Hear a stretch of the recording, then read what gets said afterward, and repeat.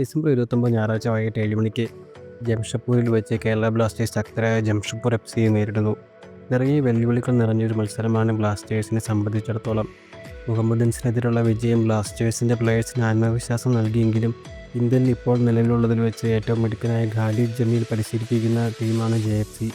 അവരെ നമ്മൾ ചെറു ടീമായി കണ്ടു തള്ളാൻ സാധിക്കുകയില്ല.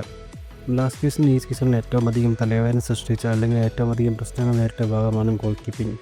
ജംഷഡ്പൂരിൻ്റെ ഫോറിൻ പ്ലെയേഴ്സും മുൻനിരയിൽ കളിക്കുന്ന ഇന്ത്യൻ പ്ലെയേഴ്സുമെല്ലാം ബോക്സിൻ്റെ ഏത് സൈഡിൽ നിന്നും ഷോട്ട് പായിച്ച് ഗോളടിക്കാൻ കഴിവുള്ളവരാണ്. അവരുടെ മിഡ്ഫീൽഡേഴ്സായ റെയ് തെച്ചിക്കാവ, ആവി ഹെർണാണ്ടസ്, മലയാളി താരം മുഹമ്മദ് സനാൻ ഇവർ 3 പേര് പ്രൂവൻ പ്ലെയേഴ്സാണ്. ഈ മാച്ചിൽ സച്ചിനൊരു മികച്ച പ്രകടനം തന്നെ പുറത്തെടുക്കേണ്ടി വരും. കൂടാതെ ജെ.എഫ്.സിയുടെ അറ്റാക്കിങ്ങും ഡിഫൻസും ഒട്ടും മോശമല്ല. സ്റ്റീഫൻ മറികടന്ന് ഗോളടിക്കുക അത്ര എളുപ്പമുള്ള കാര്യമല്ല.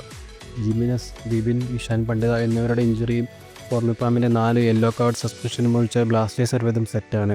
മുഹമ്മദൻസിനെതിരെ ഇറങ്ങിയ 4-2-3-1 ഫോർമേഷൻ തന്നെയായിരിക്കും കോച്ച് പരീക്ഷിക്കുക. ഓർമ്മയ്ക്ക് പകരം പ്രീതം വരും. വേറെ മാറ്റങ്ങൾ പ്രതീക്ഷിക്കേണ്ടതില്ല. എന്നാൽ എൻ്റെ അഭിപ്രായത്തിൽ ഡിഫൻസിൽ എന്തുകൊണ്ടൊരു മിലോസ് കോയഫ് കോംബോ കൊണ്ടുവന്നുകൂടാ?